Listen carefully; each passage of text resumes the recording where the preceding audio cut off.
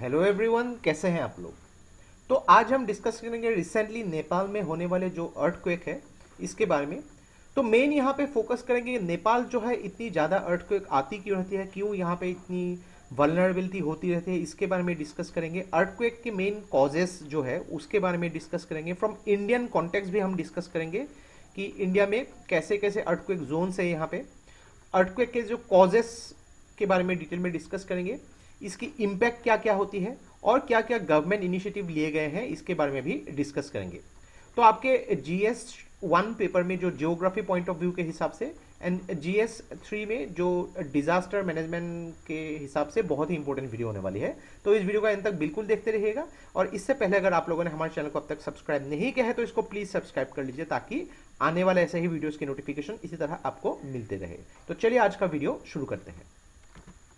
तो रिसेंटली नेपाल में लगभग 6.4 मैग्नीट्यूड रिक्टर स्केल का एक अर्थक्वेक जो है एक घटित हुआ यहाँ पे। तो 2015 में जो अर्थक्वेक हुई थी नेपाल में लगभग 8 साल पहले, उससे थोड़ा सा कम है, लेकिन उसके बाद ये one of the worst earthquake है नेपाल में।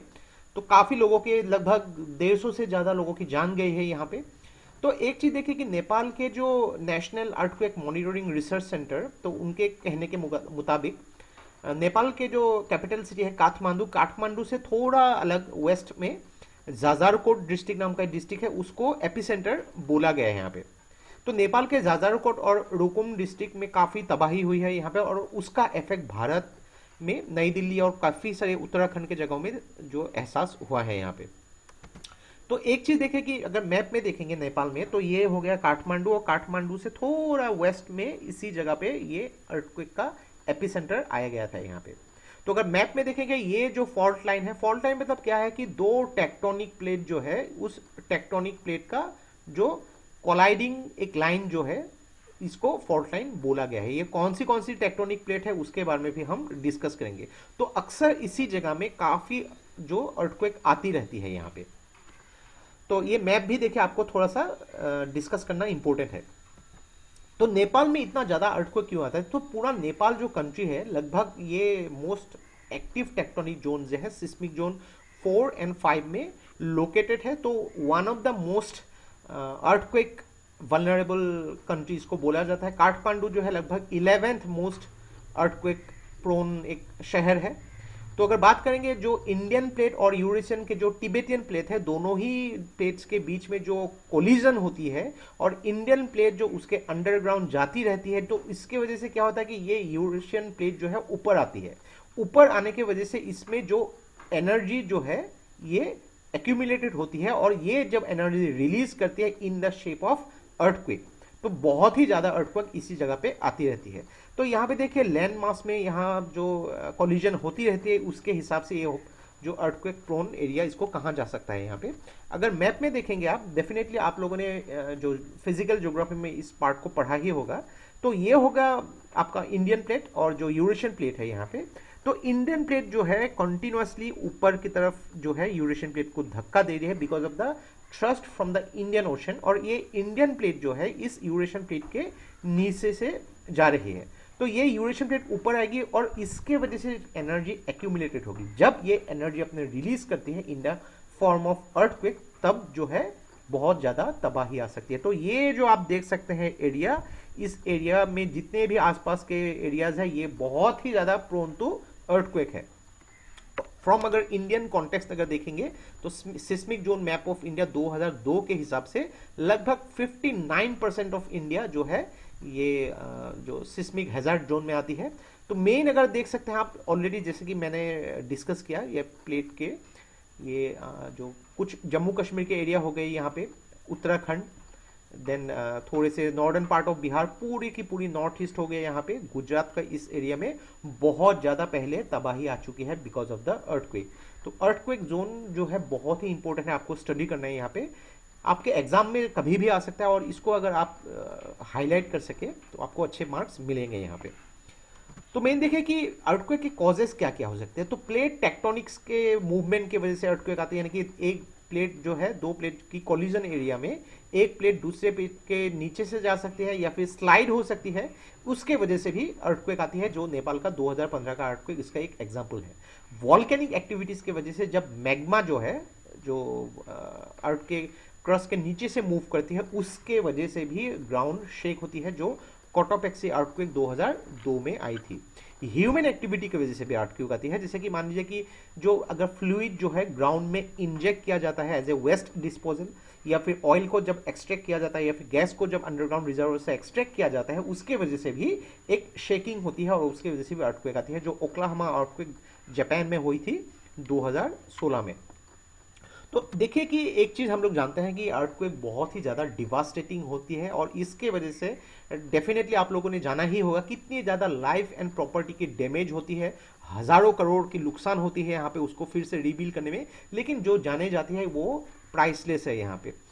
अर्थक्वेक की वजह से काफ़ी सारे जगहों में रिवर जो है अपने रास्ते भी बदल लेती है। मान लीजिए कि एक रिवर इस साइड से जा रही है और बहुत ही एक हैवी यहाँ पे अर्थक्वेक आ गई, और इसके वजह से जो है यहाँ पे जो ग्राउंड की जो अगर शेप चेंज हो जाती है, तो रिवर क्या होती है कुछ टाइमों के बाद अपनी डायरेक्शन चेंज कर लेती है। तो इसके वजह से क्या हो सकता है कि बहुत सालों के बाद जो है, ये काफ़ी टाइम लग जाती है इसमें, ये एरिया जो है जिससे पास से रिवर जाती थी, ये एरिया जो है एक अगर मान लीजिए कि पहले जहाँ से रिवर का कोर्स होता था, ये नहीं होने की वजह से ये एरिया इसमें काफ़ी बदलाव भी देखने को मिल सकता है। और अगर बात करेंगे सुनामी या फिर एसोसिएटेड डिजास्टर, 2004 में जो सुनामी हुई थी लगभग साउथ ईस्ट एशिया में, इंडोनेशिया में, लगभग 9 रिक्टर स्केल का एक बोला जाता है। तो ये एक्चुअली जो सी लेवल के नीचे हुई थी, तो इसके वजह से भी सुनामी आई थी और बहुत ही ज़्यादा डिजास्टर हुए थे यहाँ पे। और अर्थक्वेक की वजह से पहाड़ी इलाकों में लैंडस्लाइड या फिर एवालेंसेस ब्रेकडाउन भी होती है, जिसके वजह से बहुत ज़्यादा जो पहाड़ों में घर होते हैं ये भी गिर सकते हैं, तो इससे भी बहुत ज़्यादा नुकसान देखने को मिलता है। और अगर बात करेंगे यहाँ पे कुछ गवर्नमेंट इनिशिएटिव, तो एक चीज़ देखिए यहाँ पे, ये अर्थक्वेक जो है कुछ ऐसे चीज़ें हैं जो हम लोग यहाँ पे बदलाव नहीं कर सकते हैं।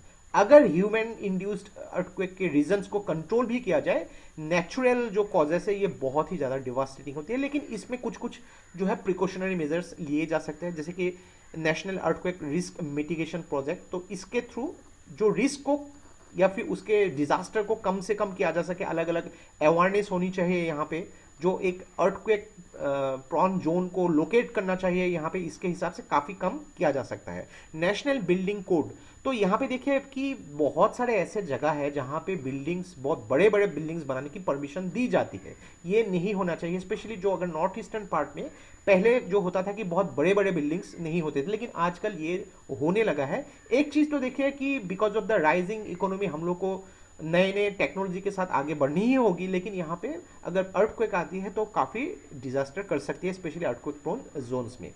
जो भी बिल्डिंग के मटेरियल्स है या फिर टेक्नोलॉजी है, उसको यहाँ पे इम्प्रूव करना बहुत ही ज़रूरी है, ताकि अगर अर्थक्वेक आ भी जाए तो कम से कम नुकसान हो सके। मिनिस्ट्री ऑफ पंचायती राज भी यहाँ पे काफ़ी इनिशिएटिव ले सकते हैं, स्पेशली जो गांव के एरियाज में जो पुराने बिल्डिंग्स है, स्कूल्स है, यहाँ पे अलग अलग रिजर्वर्स है, डैम्स है, उसको फिर से कंस्ट्रक्ट करके उसको नई टेक्नोलॉजी के हिसाब से अपग्रेड करना, ये मिनिस्ट्री ऑफ पंचायत राज जो है काफ़ी इनिशिएटिव ले चुकी है अलग अलग जगहों में। स्पेशली नॉर्दर्न बिहार में काफ़ी ऐसे इनिशिएटिव भी ली गई थी। Disaster management support from ISRO, अलग अलग जगहों पे अगर सुनामी की प्रॉब्लम्स हो गई, यहाँ पे अगर मान लीजिए कि साइक्लोन की पॉसिबिलिटी आ सकती है, तो इसरो अपने सैटेलाइट के थ्रू इसको इन्फॉर्म करती है, जिसके हिसाब से यहाँ पे उस जगह की जो लोगों को इवाकुएट करने में या फिर कम से कम नुकसान होने में मदद कर सकती है। Indian national centre for oceanic information system, specially tsunami या फिर साइक्लोनिक डिस्टर्बेंस की वजह से जो पॉसिबिलिटी आ सकती है कि किस जगह पे कितनी तबाही हो सकती है, तो उसके हिसाब से भी काफ़ी अलर्ट होके उसके हिसाब से काम करना होगा। तो मेन चीज़ देखिए कि यहाँ पे एक होती है यहाँ पे अवेयरनेस, यानी कि लोगों के पास अवेयरनेस होनी चाहिए एक पर्टिकुलर रीजन में, उस रीजन में कैसी कैसी प्रॉब्लम्स डिजास्टर के हो सकती है, उसका अवेयरनेस लोगों को होना चाहिए। अगर वैसा कंडीशन आ गया तो लोगों को क्या करना चाहिए, इमीडिएटली रेस्पॉन्स। तो यहाँ पे मेनली एक गवर्नेंस प्रोसेस बहुत इंपॉर्टेंट है कि किस तरीके से इसको कंट्रोल किया जा सके, उसके ऊपर रिसर्च होना बहुत जरूरी है, और ये सब जो है बहुत ही इंपॉर्टेंट है, ताकि देखिए लोग अगर कुछ इकोनॉमिक लॉस हो तो उसको तो भरपाई की जा सकती है, लेकिन लोगों के लाइफ के जो लॉस होते हैं उसको कभी भी नहीं भरपाई की जा सकती। और मेन चीज़ है कि ये नेचुरल कॉजेस के वजह से ही आती है। तो इसको जितना हो सके इससे